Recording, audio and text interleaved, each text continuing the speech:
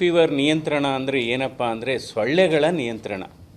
ನಾವು ಸೊಳ್ಳೆಗಳ ನಿಯಂತ್ರಣ ಮಾಡಿದರೆ ಮಾತ್ರ ಡೆಂಗು ಹತೋಟಿಗೆ ಬರುತ್ತೆ. ಯಾಕೆಂದರೆ ಡೆಂಗು ಕಾಯಿಲೆಗೆ ನಿಖರವಾದಂಥ ಚಿಕಿತ್ಸೆ ಇಲ್ಲ. ಜ್ವರಕ್ಕೆ ಮಾತ್ರ ಮೆಡಿಸಿನ್ ಕೊಡ್ತವೆ, ಅಥವಾ ಬಿ ಪಿ ಕಡಿಮೆ ಆದರೆ ಸ್ವಲ್ಪ ಮೆಡಿಸಿನ್ ಕೊಡ್ತವೆ. ಆದರೆ ನಿಖರವಾದಂಥ ಯಾವುದೇ ಒಂದು ಔಷಧಿ ಡೆಂಗು ಫೀವರ್ಗೆ ಇಲ್ಲ. ಅದರಿಂದ ಬಹಳ ಮುಖ್ಯವಾದದ್ದು ಈ ಸೊಳ್ಳೆಗಳ ನಿಯಂತ್ರಣವನ್ನು ನಾವು ಮಾಡಬೇಕಾಗುತ್ತೆ ಇಲ್ಲಿ. ಯಾಕೆಂದರೆ ಯಾವಾಗಲೂ ಅಷ್ಟೇ, ನಾವು ಇದೆಲ್ಲ ಮಳೆಗಾಲ ಬಂದಂಥ ಮಳೆ ಪ್ರಾರಂಭದಲ್ಲಿ ನಾವು ಡೆಂಗು ಈ ಸೊಳ್ಳೆಗಳಿಂದ ಹರಡುವಂಥ ಕಾಯಿಲೆಗಳು ಜಾಸ್ತಿ ಆಗುತ್ತೆ. ಇವತ್ತು ಈ ಸೊಳ್ಳೆಗಳ ನಿಯಂತ್ರಣ ಆಗದೇ ಇದ್ದರೆ ಡೆಂಗು ಜೊತೆಗೆ ಬೇರೆ ಬೇರೆ ಕಾಯಿಲೆಗಳು ಬರುತ್ತೆ. ಚಿಕನ್ ಗುನ್ಯಾ ಬರ್ಬೋದು, ಜೀಕಾ ವೈರಸ್ ಕಾಯಿಲೆ ಬರ್ಬೋದು. ಇವೆಲ್ಲ ಮಾರಕ ಕಾಯಿಲೆಗಳು.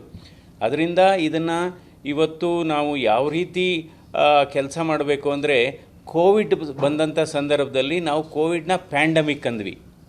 ಪ್ಯಾಂಡಮಿಕ್ ಅಂದರೆ ಏನು? ಇಡೀ ಪ್ರಪಂಚದಲ್ಲಿ ಎಲ್ಲ ದೇಶಗಳಲ್ಲೂ ಕಾಯಿಲೆ ಬಂದರೆ ಅದನ್ನ ಪ್ಯಾಂಡಮಿಕ್ ಅಂತೀವಿ. ಇವತ್ತು ನಮ್ಮ ರಾಜ್ಯದಲ್ಲಿ, ನಮ್ಮ ದೇಶದಲ್ಲೇ ಇದು ಬಹಳ ವೇಗವಾಗಿ ಹರಡೋದ್ರಿಂದ ಇವತ್ತು ನಮ್ಮ ದೇಶದಲ್ಲಿ ಈ ಡೆಂಗು ಫೀವರ್ ನಮ್ಮ ರಾಜ್ಯದಲ್ಲಿ ಮತ್ತು ನಮ್ಮ ಜಿಲ್ಲೆಗಳಲ್ಲಿ ಇದು ಎಂಡೆಮಿಕ್ ಆಗಿದೆ. ಎಂಡೆಮಿಕ್ ಅಂದರೆ ರಾಜ್ಯಾದ್ಯಂತ ಇದು ಆಗಿದೆ. ಅದಕ್ಕೋಸ್ಕರ ನಾವು ಯಾವ ರೀತಿ ಕೋವಿಡ್ ಮಾದರಿಯಲ್ಲಿ ನಾವು ಚಿಕಿತ್ಸೆ ವ್ಯವಸ್ಥೆಯನ್ನು ಮಾಡಿದ್ವಿ, ಅದೇ ರೀತಿ ಇವಾಗಲೂ ಮಾಡಬೇಕಾಗುತ್ತೆ. ಅದರಿಂದ ಇದನ್ನು ನಾನೇನು ಹೇಳೋದು ಅಂದರೆ, ಇದನ್ನು ಒಂದು ಮೆಡಿಕಲ್ ಎಮರ್ಜೆನ್ಸಿ ಅಂತ ಡಿಕ್ಲೇರ್ ಮಾಡಬೇಕಾಗುತ್ತೆ. You have to declare it as a medical emergency. ಯಾಕೆಂದರೆ ಇದು ತುರ್ತು ಚಿಕಿತ್ಸೆ ಅಗತ್ಯ ಇದೆ. ಈಗ ಇದು ಡೆಂಗು ಟೆಸ್ಟ್ಗೆ ಈಗ ಒಂದು ದರ ನಿಗದಿ ಮಾಡಿದೆ. ಅದ್ರ ಪ್ರಕಾರ ನಡ್ಕೋಬೇಕು. ಯಾವ್ಯಾವ ನರ್ಸಿಂಗ್ ಹೋಮ್ಗಳಾಗ್ಬೋದು, ಲ್ಯಾಬ್ರೇಟ್ರಿಗಳಾಗ್ಬೋದು, ಅಥವಾ ಡಯಾಗ್ನಾಸ್ಟಿಕ್ ಸೆಂಟರ್ಗಳಾಗ್ಬೋದು, ಅದು ಸರಿಯಾಗಿ ಆ ದರಕ್ಕಿಂತ ಹೆಚ್ಚು ಅವರೇನಾದರೂ ಕಲೆಕ್ಟ್ ಮಾಡಿದರೆ ಅಂಥವ್ರ ಮೇಲೆ ಹೆಚ್ಚಿನ ಕ್ರಮ ತೆಗೆದುಕೋಬೇಕು. ಅಂಥ ಲ್ಯಾಬ್ರೇಟ್ರಿಗಳನ್ನ ಕ್ಲೋಸೇ ಮಾಡಬೇಕು ಅಂತ ನಾನು ಆಗ್ರಹ ಮಾಡ್ತೇನೆ. ಇವತ್ತು ಈ ಮಸ್ಕಿಟೋ, ಈ ಸೊಳ್ಳೆಗಳ ನಿಯಂತ್ರಣಕ್ಕೆ ಯಾಕೆ ಬರ್ತಾ ಇಲ್ಲ ಅಂದರೆ, ಇದು ನಾವು ಮೂಲಭೂತ ಸೌಕರ್ಯಗಳನ್ನ ಏನು ಮಾಡ್ತಾ ಇದ್ದೀವಿ, ಫ್ಲೈಓವರ್ ಆಗ್ಬೋದು, ಅಂಡರ್ಪಾಸ್ ಆಗ್ಬೋದು, ಅಥವಾ ಬ್ರಿಡ್ಜಸ್ ಆಗ್ಬೋದು, ಈ ಯಾವುದೇ ಕಾಮಗಾರಿ ಆನ್ ಟೈಮ್ ಮುಗಿತಾ ಇಲ್ಲ. ಎಲ್ಲ ಅರ್ಧ ಫ್ಲೈಓವರ್ಗಳು ಅರ್ಧ ಆಗಿದೆ, ಅಲ್ಲಿಗೆ ನಿಲ್ಲಿಸಿದ್ದಾರೆ. ಅಂಡರ್ಪಾಸ್ ಅರ್ಧ ಆಗಿದೆ, ಅಲ್ಲಿ ನಿಲ್ಲಿಸಿದ್ದಾರೆ. ಅಥವಾ ರೋಡ್ಗಳು ಅಗದು ಬಿಟ್ಟಿದ್ದಾರೆ, ಅಲ್ಲೆಲ್ಲ ನೀರು ಮಳೆ ಬಂದಂಥ ಸಂದರ್ಭದಲ್ಲಿ ಯಾಕೆಂದರೆ ಇವತ್ತು ಏಡಿಸ್ ಈಜಿಪ್ಟ್ ಅಂತ ಏನಿದೆ, ಈಜಿಪ್ಟಿ ಅಂತ ಈ ಮಸ್ಕಿಟೋಯಿಂದಲೇ ಇದು ಹರಡೋದು. ಒಂದು ಇದಿದೆ, ಅದು ಹಗಲೊತ್ತೆ ಕಚ್ಚೋದು ಅಂತ. ಅಂದರೆ ರಾತ್ರಿ ಹೊತ್ತು ಕಚ್ಬೋದು, ಹಗಲೊತ್ತು ಜಾಸ್ತಿ ಕಚ್ಚುತ್ತೆ ಅಂತ ಇದು ನಮ್ಮ ಅಧ್ಯಯನ ಹೇಳುತ್ತೆ. ಅದು ನಿಜನೂ ಸರಿ. ಆದರೆ ಇವತ್ತು ಈ ಸೊಳ್ಳೆ ನಿಯಂತ್ರಣಕ್ಕೆ ಯಾಕೆ ಇಲ್ಲಿ ಬರ್ತಾ ಇಲ್ಲ ಅಂದರೆ, ಇದು ಎಲ್ಲ ಇಲಾಖೆಗಳು ಕೆಲಸ ಮಾಡಬೇಕು. ಒಂದು ಆರೋಗ್ಯ ಇಲಾಖೆ ಕೆಲಸ ಮಾಡಬೇಕು, ನಗರಾಭಿವೃದ್ಧಿ ಇಲಾಖೆ ಕೆಲಸ ಮಾಡಬೇಕು, ನಂತರ ಪಂಚಾಯಿತಿ, ನಮ್ಮ ಜಿಲ್ಲಾ ಪರಿಷತ್ತು ಕೂಡ ಕೆಲಸ ಮಾಡಬೇಕು, ಮತ್ತು ವಾಟರ್ ಸಪ್ಲೈ ಸಿವರೇಜ್ ಬೋರ್ಡ್ ಕೆಲಸ ಮಾಡಬೇಕು. ಅದಕ್ಕೋಸ್ಕರ ನಾನು ಇವತ್ತು ಈ ಡೆಂಗು ಕಾಯಿಲೆಯನ್ನು ಮೆಡಿಕಲ್ ಎಮರ್ಜೆನ್ಸಿ ಅಂತ ಸ್ಟೇಟ್ ಮೆಡಿಕಲ್ ಎಮರ್ಜೆನ್ಸಿ ಅಂತ ಡಿಕ್ಲೇರ್ ಮಾಡಬೇಕು, ನಂಬರ್ 1. ಎರಡನೇದು, ಇದಕ್ಕೆ ಈ ಸಾಂಕ್ರಾಮಿಕ ಈ ಇನ್ಫೆಕ್ಷನ್ ಕಂಟ್ರೋಲ್ ಮಾಡಲಿಕ್ಕೆ ಒಂದು ಟಾಸ್ಕ್ ಫೋರ್ಸನ್ನು ಕೂಡ ಮಾಡಬೇಕು. ಇದಕ್ಕೋಸ್ಕರ ಒಂದು ಟಾಸ್ಕ್ ಫೋರ್ಸೇ ಮಾಡಬೇಕು. ಅದಕ್ಕೆ ಯಾರ್ಯಾರು ಪರಿಣಿತರಿದ್ದಾರೆ ಅವರನ್ನು ಈ ಟಾಸ್ಕ್ ಫೋರ್ಸಲ್ಲಿ ಮಾಡಿ ಅವರ ಸಲಹೆಗಳನ್ನು ಕೂಡ ಪಡಿಬೇಕಾಗುತ್ತೆ. ಸೊ ಇವತ್ತು ಪುನಃ ಹೇಳ್ತೇನೆ, ನಮ್ಮ ವ್ಯವಸ್ಥೆ ಏನಾಗಿದೆ ಅಂದರೆ, ಮಳೆಗಾಲದ ಸಮಸ್ಯೆಗಳಿಗೆ ನಾವು ಪರಿಹಾರ ಯಾವಾಗ ಮಾಡಬೇಕು ಅಂದರೆ ಬೇಸಿಗೆ ಕಾಲದಲ್ಲಿ ಮಾಡಬೇಕು. ಬೇಸಿಗೆ ಕಾಲದ ಸಮಸ್ಯೆ ಅಂದರೆ ಕುಡಿಯೋ ನೀರಿನ ಅದನ್ನು ಮಳೆಗಾಲದಲ್ಲಿ ನಾವು ರೆಡಿ ಮಾಡಬೇಕು. ನಾವು ಉಲ್ಟಾ ಮಾಡ್ತಾ ಇದ್ದೀವಿ, ಮಳೆಗಾಲ ಸಮಸ್ಯೆನ ಮಳೆ ಶುರುವಾದ ಮೇಲೆ ಮಾಡ್ತಾಯಿದ್ದೀವಿ. ಸೊ ಹೀಗಾಗಿ ಇವತ್ತು ಇದನ್ನು ವಾರ್ ಫುಟ್ಟಿಂಗಲ್ಲಿ ಮಾಡಬೇಕಾಗುತ್ತೆ. ಅದಕ್ಕೆ ಬೇಕಾದಂಥ ಇದು ಮೆಡಿಸಿನ್ಸ್, ಡಿಸ್ಇನ್ಫೆಕ್ಟೆಂಟ್ ಆಗ್ಬೋದು, ಅಥವಾ ಇನ್ಸೆಕ್ಟಿಸೈಡ್ ಸ್ಪ್ರೇ ಮಾಡಬೇಕು. ಅದು ಕಾಣ್ತಾನೆ ಇಲ್ಲ, ಎಲ್ಲೂ ನಾವು ಕಾಣ್ತಾನೆ ಇಲ್ಲ. ಯಾರೋ ಒಂದು ಫೋನ್ ಮಾಡಿದರೆ ಬಂದು ಅದು ಸ್ಪ್ರೇ ಮಾಡ್ತಾರೆ. ಸೊ ಅದರಿಂದ ಇದು ಸಾರ್ವಜನಿಕರದ್ದು ಕೂಡ ಪಾತ್ರ ಇದೆ. ಒಂದು ಸರ್ಕಾರದ ಪಾತ್ರ ಇದೆ, ಇನ್ನೊಂದು ಸಾರ್ವಜನಿಕರು ಕೂಡ ಅವರ ಮನೆ ಸುತ್ತಮುತ್ತ ಇರತಕ್ಕಂಥ ಯಾವುದಾದ್ರೂ ವಸ್ತುಗಳು, ಯಾಕೆಂದರೆ ನಿಮಗೆಲ್ಲ ಗೊತ್ತಿದೆ, ಇದು ಕೆಲವೆಲ್ಲ ಕಂಟೈನರ್ಸು, ಡ್ರಮ್ಸು, ಬಕೆಟ್ಸು, ಅಥವಾ ಬ್ರೋಕನ್ ಪಾರ್ಟ್ಸು, ಅದರಲ್ಲೆಲ್ಲ ನೀರು ಇರೋದನ್ನ ಅಲ್ಲೇ ಇದು ಬೆಳೆಯೋದು. ಇದು ಮಸ್ಕಿಟೋ ಅಂದರೆ ಈ ಸೊಳ್ಳೆ ಎಲ್ಲಿ ಉತ್ಪತ್ತಿ ಆಗುತ್ತೆ ಆ ಉತ್ಪತ್ತಿ ಆಗೋದನ್ನ ನಾವು ನಿಲ್ಲಿಸಬೇಕಾಗುತ್ತೆ. ಇದಕ್ಕೆ ಬಹುಶಃ ಕಂಟಿನ್ಯೂಯಸ್ ಆಗಿ ಇದು ಪ್ರೊಸೆಸ್ನ ನಾವು ಮಾಡಬೇಕಾಗುತ್ತೆ. ನಂತರ ಇವತ್ತು ಮಕ್ಕಳಲ್ಲಿ ಕೂಡ ಜಾಸ್ತಿ ಆಗ್ತಾಯಿದೆ. ಇವತ್ತು ಡೆಂಗಿ ಫೀವರ್ ಏನಿದೆ ಇದು ಮಕ್ಕಳಲ್ಲೂ ಕೂಡ ಜಾಸ್ತಿ ಆಗ್ತಾಯಿದೆ. ಅದರಿಂದ ಎಲ್ಲ ಸ್ಕೂಲ್ಗಳಿಗೂ, ಅದು ಸ್ಕೂಲ್ಗಳಾಗ್ಬೋದು, ಕಾಲೇಜ್ಗಳಾಗ್ಬೋದು, ಸುತ್ತೋಲೆಗಳು ಹೋಗಬೇಕು. ಅವ್ರ ಮ್ಯಾನೇಜ್ಮೆಂಟ್ ಜೊತೆನೂ ಮೀಟಿಂಗ್ ಮಾಡಬೇಕಾಗುತ್ತೆ. ಸ್ಕೂಲ್ ಮ್ಯಾನೇಜ್ಮೆಂಟ್ ಜೊತೆನೂ ಮೀಟಿಂಗ್ ಮಾಡಿ, ಯಾಕೆಂದರೆ ಇವತ್ತು ಸುಮಾರು ಮಕ್ಕಳು ಇವತ್ತು ಅಡ್ಮಿಟ್ ಆಗ್ತಾ ಇದ್ದಾರೆ ಡೆಂಗು ಫೀವರಿಂದ. ಈಗಾಗಲೇ 6ರಿಂದ 7 ಜನ ಡೆತ್ ಆಗಿದೆ ನಮ್ಮ ರಾಜ್ಯದಲ್ಲಿ. ಸುಮಾರು 7,000ಕ್ಕೂ ಹೆಚ್ಚು ಸೋಂಕಿತರಿದ್ದಾರೆ ಇವತ್ತು ಡೆಂಗುವಿಂದ. ಬೆಂಗಳೂರಲ್ಲೇ ಸುಮಾರು ಒಂದೇ ದಿವಸ 500ರಿಂದ 700 ಕೇಸಸ್ ದಾಖಲಾಗ್ತಾ ಇದೆ. ಚಿಕ್ಕಮಂಗ್ಳೂರಲ್ಲಿ ಜಾಸ್ತಿ ಆಗ್ತಾಯಿದೆ, ಮೈಸೂರಲ್ಲಿ ಜಾಸ್ತಿ ಆಗ್ತಾಯಿದೆ, ಹಾಸನ ಆಗ್ಬೋದು. ಒಬ್ಬರು ವೈದ್ಯರು ಕೂಡ ಮೃತಪಟ್ಟಿದ್ದಾರೆ. ಯಾಕೆಂದರೆ ಈ ಡೆಂಗು ಏನಾಗಿದೆ ಅಂದರೆ ಅದು ಡೆಂಗು ಕಾಂಪ್ಲಿಕೇಶನ್ ಶುರುವಾದರೆ ಅದಕ್ಕೆ ಚಿಕಿತ್ಸೆನೇ ಇಲ್ಲ. ಆಲ್ಮೋಸ್ಟ್ 99% ಡೆತ್ತು. ಅದರಿಂದ ಇದೊಂದು ಬಹಳ ಗಂಭೀರವಾದಂಥ ಕಾಯಿಲೆ. ಸೊ ಇವತ್ತು ಮಸ್ಕಿಟೋ ಕಂಟ್ರೋಲಲ್ಲಿ ನಾವು ಎಲ್ಲೋ ಒಂದು ತಪ್ಪು ನಾವು ಸರಿಯಾಗಿ ಮಾಡ್ತಾ ಇಲ್ಲ. ಇವತ್ತು ಸೊಳ್ಳೆಗಳ ನಿಯಂತ್ರಣವನ್ನು ಮಾಡೋದ್ರಲ್ಲಿ ಸರ್ಕಾರ ಎಲ್ಲೋ ಒಂದು ಕಡೆ ಎಡವಿದೆ ಅಂತಲೇ ಹೇಳಬೇಕಾಗುತ್ತೆ. ಸೊ ಅದರಿಂದ ನಂತರ ಈಗ ಯಾವ್ಯಾವುದೋ ನಾವು ಕೊಡ್ತೀವಿ, ಏನೇನೋ ನಾವು ಫ್ರೀ ಕೊಡ್ತೀವಿ.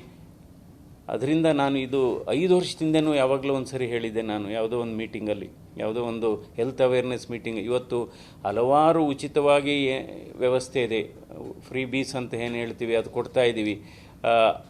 ಅದರ ಜೊತೆಗೆ ಅಥವಾ ಬಹಳ ಮುಖ್ಯವಾದದ್ದು ನಾವು ಡಿಸ್ಇನ್ಫೆಕ್ಟೆಡ್, ಇದು ತುಂಬ ಏನಪ್ಪ ಇದು ಕ್ರೇಜಿ ಐಡಿಯಾ ಅನ್ಬೋದು.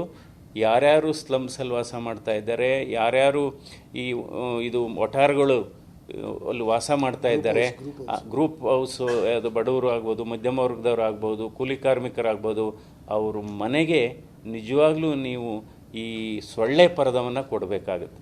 ನಿಜವಾಗ್ಲೂ ಇದು ಬಹಳ ಮುಖ್ಯವಾದದ್ದು. ಇದನ್ನು ಉಚಿತವಾಗೇ ಸೊಳ್ಳೆ ಪರದವನ್ನು ನಾವು ಕೊಟ್ಟರೆ ಸುಮಾರು ನಿಯಂತ್ರಣ ಆಗುತ್ತೆ. ಸೊ ಯಾಕೆಂದರೆ ಇವತ್ತು ಈಗ ನಾವು ಡೆಂಗು ಫೀವರ್ನ ಟ್ರೀಟ್ ಮಾಡೋದಕ್ಕಿಂತ ಮಸ್ಕಿಟೋನ ಟ್ರೀಟ್ ಮಾಡಬೇಕು. ಮಸ್ಕಿಟೋ ನಿಯಂತ್ರಣ ಆದರೆ ಆಟೋಮ್ಯಾಟಿಕ್ಕಾಗಿ ಡೆಂಗು ಫೀವರ್ ಬರೋದು ಕಡಿಮೆ ಆಗುತ್ತೆ. ಸೊ ಅದರಿಂದ ಉಚಿತವಾದಂಥ ಸೊಳ್ಳೆ ಪರದೆಗಳನ್ನು ಹಂಚಿದರೆ ನಿಜವಾಗ್ಲೂ ಈ ಕಾಯಿಲೆ ನಿಯಂತ್ರಣಕ್ಕೆ ಬರುತ್ತೆ. ಈ ಕಾಯಿಲೆ ಒಂದೇ ಅಲ್ಲ, ಮಲೇರಿಯಾ ಆಗ್ಬೋದು, ಜೀಕಾ ವೈರಸ್ ಆಗ್ಬೋದು, ಚಿಕನ್ಗುನಿಯಾ ಆಗ್ಬೋದು, ಈ ರೀತಿ ಇದು ಮಾಡಬೇಕಾಗುತ್ತೆ. ಇವಾಗ ನಾವು ಕೋವಿಡ್ ಸಂದರ್ಭದಲ್ಲಿ ಉಚಿತವಾಗಿ ಚಿಕಿತ್ಸೆ ಕೊಟ್ವಿ. ಇವತ್ತು ಡೆಂಗು ಫೀವರ್ಗೆ ಕೇವಲ ನಾವು ಟೆಸ್ಟ್ಗೆ ಮಾತ್ರ ಕ್ಯಾಪ್ ಮಾಡಿದ್ದೀವಿ, ಅಂದರೆ ದರವನ್ನು ನಿಗದಿ ಮಾಡಿದ್ದೇವೆ, 250-300 ರೂಪಾಯಿಗೆ ಮಾಡಬೇಕು ಅಂತ. ನಾನು ಆಗ್ರಹ ಮಾಡೋದೇನಪ್ಪ ಅಂದರೆ, ಇವತ್ತು ಡೆಂಗು ಫೀವರ್ಗಳಿಗೆ ಅಡ್ಮಿಟ್ ಆದಂಥ ರೋಗಿಗಳಿಗೆ ಸರ್ಕಾರ ಕೋವಿಡ್ ಸಂದರ್ಭದಲ್ಲಿ ಯಾವ ರೀತಿ ಉಚಿತವಾಗಿ ಚಿಕಿತ್ಸೆ ಕೊಡ್ತೋ, ಖಾಸಗಿ ಆಸ್ಪತ್ರೆಗಳಲ್ಲಿ ಚಿಕಿತ್ಸೆ ತಗೊಂಡವ್ರಿಗೂ ಕೂಡ ಸರ್ಕಾರನೇ ಅದರ ಚಿಕಿತ್ಸಾ ವೆಚ್ಚವನ್ನು ಭರಿಸಬೇಕು. ಅದಕ್ಕೆ ಒಂದು ಕಮಿಟಿ ಮಾಡಿ ಒಂದು ಲಿಮಿಟ್ ಮಾಡಲಿ, ಇಲ್ಲಿ ಇಷ್ಟು ಕೊಡ್ತೇವೆ, ಜನರಲ್ ವಾರ್ಡಲ್ಲಿ ಅಡ್ಮಿಟ್ ಆದರೆ ಇಷ್ಟು ಕೊಡ್ತೇವೆ, ICUಲಿ ಅಡ್ಮಿಟ್ ಆದರೆ ಇಷ್ಟು ಕೊಡ್ತೇವೆ. ಯಾವ ರೀತಿ ನಾವು ಕೋವಿಡ್ ಮಾದರಿನಲ್ಲಿ ನಾವು ಚಿಕಿತ್ಸೆ ವೆಚ್ಚವನ್ನು ಸರ್ಕಾರ ಭರಿಸ್ತೋ ಅದೇ ರೀತಿ ಭರಿಸಬೇಕಾಗುತ್ತೆ. ಇದು ನನ್ನ ಆಗ್ರಹ, ಇದು ನನ್ನ ಸಲಹೆ ಮತ್ತು ನನ್ನ ಅಭಿಪ್ರಾಯ ಅಂತ ಹೇಳ್ತೇನೆ. ಮತ್ತು ಹಲವಾರು ದೇಶಗಳಲ್ಲಿ ಇವತ್ತು ಮೆಕ್ಸಿಕೋ ಆಗ್ಬೋದು, ಬ್ರೆಜಿಲ್ ಆಗ್ಬೋದು, ವಿಯೆಟ್ನಾಂ, ಇವನ್ ಥರ್ಡ್ ವರ್ಲ್ಡ್ ಕಂಟ್ರೀಸ್, 3ನೇ ರಾಷ್ಟ್ರಗಳು ಕೂಡ ಇವತ್ತು ಯಾಕೆಂದರೆ ಡೆಂಗು ಫೀವರ್ಗೆ ವ್ಯಾಕ್ಸಿನನ್ನು ಇಂಟ್ರೊಡ್ಯೂಸ್ ಮಾಡಿದ್ದಾರೆ. ವ್ಯಾಕ್ಸಿನ್ ಯಾಕೆಂದರೆ ಆ ವ್ಯಾಕ್ಸಿನ್ ತೊಗೊಂಡ್ರೆ, ಅಂದರೆ ಅದು ಮಕ್ಕಳಿಗೆ ಕೊಡೋಂಥದ್ದು, ಅದು ಟೀನೇಜರ್ಸ್ಗೆ ಕೊಡೋಂಥದ್ದು. 9 ವರ್ಷದಿಂದ 16 ವರ್ಷದ ವಯೋಮಿತಿಯಲ್ಲಿ ಇರ್ತಕ್ಕಂಥವ್ರಿಗೆ ನಾವು ಈ ಡೆಂಗು ವ್ಯಾಕ್ಸಿನ್, ನಮಗೆ ಗೊತ್ತು ಇದು ಜೂನ್ ಜುಲೈನಲ್ಲಿ ಬರುತ್ತೆ ಅಂತ ಗೊತ್ತು. ಆ ಸಂದರ್ಭದಲ್ಲಿ ನಾವು ವ್ಯಾಕ್ಸಿನ್ ಕೊಟ್ಟರೆ ಮಕ್ಕಳಿಗೆ, ಯಾಕೆಂದರೆ ಇದು ಕಾಂಪ್ಲಿಕೇಶನ್ ಆದರೆ ಬಹಳ ಗಂಭೀರವಾದಂಥ ಕಾಯಿಲೆ ಇದು. ನಾವು ಯಾವಾಗಲೂ ಡೆಂಗು ಕಾಂಪ್ಲಿಕೇಶನ್ ಯಾವಾಗ ಶುರು ಆಗುತ್ತೆ ಅಂತ ಜ್ವರ ಎಲ್ಲ ಹೋಗಿ ಇನ್ನೇನು ಚೆನ್ನಾಗಾಯಿದ್ರು ಮನೆಗೆ ಹೋಗ್ತಾ ಇದ್ದಾರೆ ಅಂದರೆ ಆಮೇಲೆ ಕಾಂಪ್ಲಿಕೇಶನ್ ಶುರುವಾಗೋದು ಜ್ವರ ಕಡಿಮೆ ಆದಮೇಲೆ. ಜ್ವರ ಇದ್ದಾಗ ಬರೀ ಮಾಮೂಲಿ ಜ್ವರ ಇರುತ್ತೆ, ಜ್ವರ ಸ್ಟಾಪ್ ಆಗಿ ನಾವು ಮೇಲ್ನೋಟಕ್ಕೆ ಚೆನ್ನಾಗಿದ್ದೀವಿ ಅಂದಾಗ ಶುರುವಾಗುತ್ತೆ. ಸೊ ಪ್ಲೇಟಿಲೆಟ್ಸ್ ಕಡಿಮೆ ಆಗೋದು, ಆಮೇಲೆ ಬ್ಲಡ್ ವೆಸಲ್ಸ್ ಲೀಕೇ ಆಗುತ್ತೆ, ಎಲ್ಲ ಕಡೆ ಬ್ಲಡ್ ವೆಸಲ್ಸ್ ಲೀಕ್ ಆಗುತ್ತೆ. ನೀರು ತುಂಬಿಕೊಳ್ಳುತ್ತೆ, ಹೊಟ್ಟೆಲಿ ನೀರು ತುಂಬಿಕೊಳ್ಳುತ್ತೆ, ಲಂಗ್ಸಲ್ಲಿ ನೀರು ತುಂಬಿಕೊಳ್ಳುತ್ತೆ, ಹಾರ್ಟಲ್ಲಿ, ಕಿಡ್ನಿನಲ್ಲಿ ಎಲ್ಲ ಇರುತ್ತೆ. ಸೊ ಹೀಗಾಗಿ ಇವತ್ತು ವ್ಯಾಕ್ಸಿನ್ ಬಹುಶಃ ನಾವು ಇದನ್ನು ಲೋಕಸಭೆಯಲ್ಲೂ ಕೂಡ ನಾವು ಕೇಂದ್ರದ ಆರೋಗ್ಯ ಸಚಿವರ ಗಮನಕ್ಕೂ ಕೂಡ ನಾನು ತರಲಿದ್ದೇನೆ. ಬಹುಶಃ ನಮ್ಮ ದೇಶದಲ್ಲೂ ಕೂಡ ಇವತ್ತು ಡೆಂಗು ವ್ಯಾಕ್ಸಿನನ್ನು ನಾವು ಈ ವಲ್ನರಬಲ್ ಗ್ರೂಪ್ ಏನಿದೆ ಅವ್ರಿಗೆ ಕೊಡತಕ್ಕಂಥ ಕೆಲಸವನ್ನು ನಾವು ಮಾಡಬೇಕಾಗಿದೆ. ಏಕೆಂದರೆ ಆ ಡೆಂಗು ವ್ಯಾಕ್ಸಿನ್ ತಗೊಂಡು ಅಕಸ್ಮಾತ್ ಡೆಂಗು ಬಂದ್ರೂ ಕ್ರಿಟಿಕಲ್ ಆಗಲ್ಲ, ಅವ್ರು ICU ಹೋಗೋ ಅವಶ್ಯಕತೆ ಇರಲ್ಲ, ಅಥವಾ ಈ ಸಾವಿನ ಪ್ರಮಾಣ ಗಣನೀಯವಾಗಿ ಕಡಿಮೆ ಆಗುತ್ತೆ. ಸೊ ಈ ರೀತಿ ನಾವು ಕೆಲಸ ಮಾಡಬೇಕಾಗತ್ತೆ. ಇವಾಗ ಕೆಲವು ಮಾತ್ರೆಗಳು ಕೂಡ ಶಾರ್ಟೇಜ್ ಇದೆ ಅಂತ ಕೆಲವು ಕಡೆ ಇದೆ. ಯಾಕೆಂದರೆ ಜ್ವರಕ್ಕೆ ನಮಗೆ ಗೊತ್ತಿದೆ, ಕೋವಿಡ್ ಸಂದರ್ಭದಲ್ಲಿ ಡೋಲೋ ಆಗ್ಬೋದು, ಕ್ರೋಸಿನ್ ಆಗ್ಬೋದು, ಪ್ಯಾರಾಸೆಟಮಾಲ್ ಅಂತ ಹೇಳ್ತೀವಿ ಇಂಗ್ರೀಡಿಯೆಂಟು. ಸೊ ಇದ್ರ ಕೊರತೆನೂ ಇದೆ ಅಂತ ಗೊತ್ತಾಗಿದೆ. ಅದನ್ನೆಲ್ಲ ನಿಭಾಯಿಸಬೇಕಾಗಿದೆ. ಅಂದರೆ ಇದಕ್ಕೆ ಒಂದು ಕಂಟ್ರೋಲ್ ರೂಮ್ ಅಂತನೂ, ವಾರ್ ರೂಮ್ ಅಂತಲೂ ಕೂಡ ಮಾಡಬೇಕಾಗಿದೆ. ವಾರ್ ರೂಮ್ ಅಂತಲೂ ಮಾಡಿ ಇದನ್ನು ಮಾನಿಟ್ರ್ ಮಾಡಬೇಕು. ಯಾಕೆಂದರೆ ದಿನದಿಂದ ದಿನಕ್ಕೆ ಹೆಚ್ಚಾಗ್ತಾ ಇದೆ. ಬಟ್ ಬಹಳ ಮುಖ್ಯವಾದದ್ದು, ನಮ್ಮ ಏನು ಇದು ಕಾಮಗಾರಿಗಳಾಗ್ತಾ ಇದೆ ಅದು ಆನ್ ಟೈಮ್ ಆಗಬೇಕು. ನೀವು ಫ್ಲೈಓವರ್ ಆದರೂ ಆಗಲಿ, ಅಂಡರ್ ಪಾಸಲ್ಲಿ ನೀರು ಎಲ್ಲ ಅಕ್ಯುಮುಲೇಟ್ ಆಗ್ತಾ ಇದೆ, ಅಲ್ಲೆಲ್ಲ ಮಳೆ ಬಂದಾಗ ಅದು ಫ್ರೆಶ್ ವಾಟರ್ ಆಗುತ್ತೆ, ಅಲ್ಲಿ ಈ ಸೊಳ್ಳೆಗಳು ಜಾಸ್ತಿ ಆಗ್ತಾ ಇದೆ. ಸೊ ಅದರಿಂದ ಇವತ್ತು ನಾವು ಕಾಮಗಾರಿಗಳನ್ನು ಅರ್ಧಕ್ಕೆ ನಿಲ್ಲಿಸಿ ಇನ್ನೊಂದು ಹೊಸ ಕಾಮಗಾರಿ ಮಾಡೋವಂಥದ್ದು, ಅದು ಎರಡನೇ ಕಾಮಗಾರಿ ಅರ್ಧಕ್ಕೆ ನಿಲ್ಲಿಸಿ ಮೂರನೇ ಕಾಮಗಾರಿ ಯಾವುದೂ ಕಂಪ್ಲೀಟ್ ಆಗಲ್ಲ. ಹೀಗಾಗಿ ಎಲ್ಲ ಕಡೆ ನೀರು ಸೇರ್ತಾ ಇದೆ, ನೀರು ಸಂಗ್ರಹಣೆ ಆಗಿ ಇವತ್ತು ಸೊಳ್ಳೆಗಳ ನಿಯಂತ್ರಣ ಆಗ್ತಾ ಇಲ್ಲ ಸರಿಯಾಗಿ. ಸೊ ಈ ರೀತಿ ಮುನ್ನೆಚ್ಚರಿಕೆಯನ್ನು ನಾವು ವಹಿಸಬೇಕಾಗುತ್ತೆ. ಸೊ ಶಾಲೆಗಳಲ್ಲಿ ಮಾತ್ರ ಕೆಲವು ದೇಶಗಳಲ್ಲಿ ಮಕ್ಕಳು, ಯಾಕೆಂದರೆ ಇದು ಶಾಲೆಗಳಿಗೆ ಹೋದಂಥ ಸಂದರ್ಭದಲ್ಲಿ ಶಾಲೆಗಳಲ್ಲಿ ಇದು ಸೊಳ್ಳೆಗಳು ತುಂಬಾ ಇದೆ. ನಾನು ಸ್ಕೂಲ್ಗೆ ಹೋಗಿದ್ದೀನಿ, ಕೆಲವೆಲ್ಲ ತುಂಬ ಇದೆ. ಮಕ್ಕಳಿಗೆ ರೆಪಲೆಂಟ್ಸ್ ಅಂತ ಹಾಕ್ತಾರೆ, ಮಸ್ಕಿಟೋ ರೆಪಲೆಂಟ್ನ ಇಲ್ಲಿ ಅಂಟಿಸಿದರೆ ಅಂಥ ಮಕ್ಕಳಿಗೆ ಅದು ಕಚ್ಚಲ್ಲ. ಸೊ ಸ್ಪ್ರೇ ಮಾಡೋಕ್ಕಾಗಲ್ಲ ಮಕ್ಕಳಿಗೆ. ಈ ಮಸ್ಕಿಟೋ ರೆಪಲೆಂಟ್ಸ್ ಅಂದ್ಬಿಟ್ಟು ಒಂದು ಸ್ಟಿಕ್ಕರ್, ಅದು ಅಟ್ಲೀಸ್ಟು ಅದನ್ನು ಕೂಡ ನಾವು ಮಾಡಬೇಕಾಗುತ್ತೆ. ಈ ರೀತಿ ಮುನ್ನೆಚ್ಚರಿಕೆ ಕ್ರಮಗಳನ್ನು ನಾವು ಮಾಡಬೇಕು. ಅಲ್ಲದೇ ಇದ್ದರೆ ಈಗಾಗಲೇ ಸಾವಿರಾರು ಜನರಿಗೆ ಇವತ್ತು ಡೆಂಗು ಫೀವರ್ನ ನಾವು ನೋಡ್ತಾ ಇದ್ದೇವೆ. ಇದು ರಿಪೋರ್ಟೆಡ್ 6ರಿಂದ 7 ಜನ ಸಾವನ್ನಪ್ಪಿರೋದು ರಿಪೋರ್ಟೆಡ್, ಅನ್ರಿಪೋರ್ಟೆಡ್ ಎಷ್ಟು ಗೊತ್ತಿಲ್ಲ. ಸೊ ಹೀಗಾಗಿ ಈ ರೀತಿ ಮುನ್ನೆಚ್ಚರಿಕೆಯನ್ನು ವಹಿಸಬೇಕಾಗುತ್ತೆ. ಬಟ್ ಡೆಫಿನೆಟಾಗಿ ಇದನ್ನು ವಾರ್ ಫುಟಿಂಗಲ್ಲಿ ಮಾಡಬೇಕಾಗುತ್ತೆ. Again I reiterate, it should be declared as a medical emergency, state medical emergency. Task force ಮಾಡಬೇಕು. ನಂತರ ಉಚಿತವಾಗಿ ಇವರಿಗೆ ಖಾಸಗಿ ಆಸ್ಪತ್ರೆಗಳಲ್ಲೂ ಚಿಕಿತ್ಸೆ ಕೊಡತಕ್ಕಂಥ ವ್ಯವಸ್ಥೆಯನ್ನು ಮಾಡಿ, ಕೋವಿಡ್ ಸಂದರ್ಭದಲ್ಲಿ ಯಾವ ರೀತಿ ಕ್ಯಾಪ್ ಮಾಡಿದರು ಬೇರೆ ಬೇರೆ ಆಸ್ಪತ್ರೆಗಳು, ಅಷ್ಟು ಆ ಲಿಮಿಟಲ್ಲೇ ಚಿಕಿತ್ಸೆ ಆಗಬೇಕು. ಸೊ ಈ ರೀತಿ ನಾವು ಕ್ರಮಗಳನ್ನು ವಹಿಸಬೇಕಾಗುತ್ತೆ. ಯಾಕೆಂದರೆ ಆರೋಗ್ಯದ ಮುಂದೆ ಯಾವುದೂ ಕೂಡ ಅದಕ್ಕಿಂತ ದೊಡ್ಡದು ಯಾವುದೂ ಇಲ್ಲ. ಡೆಂಗುಗೆ ವ್ಯಾಕ್ಸಿನ್ ಇದೆ. ಡೆಂಗುಗೆ ಜಪಾನೀಸ್ ಫರ್ಮಿಂದ ಒಂದು ವ್ಯಾಕ್ಸಿನ್ ಇದೆ, ಸಿಂಗಪೂರ್ ಅಮೇರಿಕಾದಿಂದನೂ ಕೂಡ ಇದೆ. ಡೆಂಗಿ ವ್ಯಾಕ್ಸಿಯಾ ಅಂತ ಅನಿಸುತ್ತೆ ಅದರ ಹೆಸರು.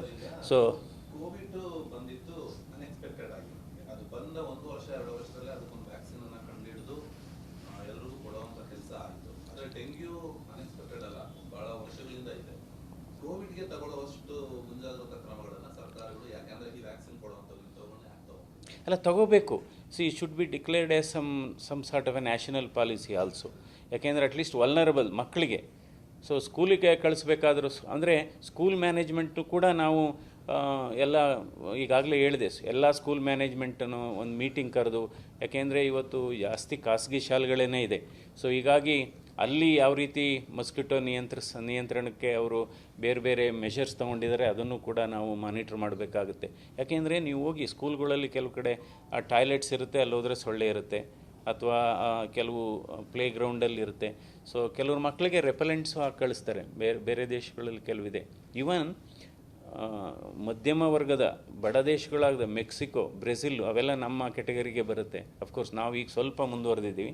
V are ahead because maybe ಈಗ we are by another we are already 5th ಪ್ಲೇಸಲ್ಲಿದ್ದೀವಿ as far as world's largest economy. So ಇನ್ನೊಂದು 5 ವರ್ಷ ಹೋದರೆ ಬಹುಶಃ ನಾವು 3rd ಪ್ಲೇಸಿಗೆ ಬರ್ತೀವಿ. India will come to the 3rd place. ಈಗ 3rd ಪ್ಲೇಸಿಗೆ ಬರಬೇಕಾದ್ರೆ ನಾವು ಜಪಾನು ಮತ್ತು ಜಪಾನು ಮತ್ತು ಜಪಾನ್ ಮೇಲೆ ಹೋಗ್ತಾ ಇದ್ದೀವಿ ನಾವು, ಜಪಾನು ಜರ್ಮನಿ ಮೇಲೆ ಹೋಗ್ತಾ ಇದ್ದೀವಿ. ಸೊ ಡೆಫಿನೆಟಾಗಿ ಡೆಂಗು ವ್ಯಾಕ್ಸಿನು ವಲ್ನರಬಲ್ ಗ್ರೂಪ್ಗೆ ಕೂಡ ಅವಶ್ಯಕತೆ ಇದೆ. ಇದು ಬಹಳ ಮುಖ್ಯವಾದದ್ದು. ಯಾಕೆಂದರೆ ಇದು ಡೆಂಗು ICUಗೆ ಹೋಗಿದರೆ ಅದರದ್ದು ಚಿಕಿತ್ಸಾ ವೆಚ್ಚ ಲಕ್ಷಗಟ್ಟಲೆ ಆಗುತ್ತೆ. ಸೊ ಅದರಿಂದ ಬಟ್ ಎಗೈನ್ ಡೆಂಗು ನಿಯಂತ್ರಣಕ್ಕಿಂತ ಸೊಳ್ಳೆಗಳ ನಿಯಂತ್ರಣ ಆಗಬೇಕು. ಅಲ್ಲದಿದ್ದರೆ ಏನೂ ಪ್ರಯೋಜನ ಆಗೋದಿಲ್ಲ. ಸೊ ನಾವು ಹೆಚ್ಚು ಜನ ಇದನ್ನು ಯಾವುದು ಈ ಸ್ಪ್ರೇ ಮಾಡಲಿಕ್ಕೆ ಮಸ್ಕಿಟೋ ಕಂಟ್ರೋಲ್ ಸ್ಪ್ರೇ ಮಾಡ್ತಾರಲ್ಲ, ಮೆಡಿಸಿನ್ ಸ್ಪ್ರೇ ಮಾಡೋದನ್ನ ನಾವು ಎಲ್ಲೂ ವಿಸಿಬಿಲಿಟಿ ಇಲ್ಲ. ಎಲ್ಲರೂ ನಾವು ಇಲ್ಲಿ ಬೆಂಗಳೂರಲ್ಲಿ ನಾವು ಟ್ರಾವೆಲ್ ಮಾಡ್ತಾಯಿದ್ರೆ ಯಾರು ಅಂತ ಕಾಣಲ್ಲ, ಎಲ್ಲೂ ಸ್ಪ್ರೇ ಮಾಡೋಂಥದ್ದು ಕಾಣ್ತಾ ಇಲ್ಲ ಎಲ್ಲೂ. ಬಟ್ ಇದೆ ನಾವು ಹೇಳಿದಾಗೆ ಈ ನಮ್ಮದು ಈ ಕಾಮಗಾರಿಗಳು ಅರ್ಧದಲ್ಲಿ ನಿಂತಿದೆ. ಎಲ್ಲ ಕಡೆ ಎಲ್ಲೆಲ್ಲಿ ನಿಂತಿದೆ ಎಲ್ಲ ಅರ್ಧ ಆಗಿದೆ. ಸೊ ಅಲ್ಲಿ ಹೆಚ್ಚು ಮುತುವರ್ಜಿ ವಹಿಸಬೇಕು. ಬಹುಶಃ ನಾನು ಹಲವಾರು ಬಾರಿ ಹೇಳಿದ್ದೀನಿ. ಸೊ ನಾವು ವೈಟ್ ಟ್ಯಾಪಿಂಗಿಂತ ಮಸ್ಕಿಟೋ ಕಂಟ್ರೋಲ್ ಬಹಳ ಮುಖ್ಯ. ರೋಡ್ನ ವೈಟ್ ಟ್ಯಾಪಿಂಗಿಗಿಂತ ಮಸ್ಕಿಟೋ ಕಂಟ್ರೋಲ್ ಬಹಳ ಮುಖ್ಯ. ಆ ಕಾಮಗಾರಿಗಳು ಅರ್ಧ ಆಗಿರೋ ಕಾಮಗಾರಿಗಳನ್ನ ಪೂರ್ಣಗೊಳಿಸಬೇಕು. ಅದು ಕಾಲಮಿತಿಯಲ್ಲಿ ಇದು ಕೆಲಸ ಆಗಬೇಕಾಗಿ ಟೈಮ್ ಬೌಂಡ್ ಸ್ಕೀಮ್.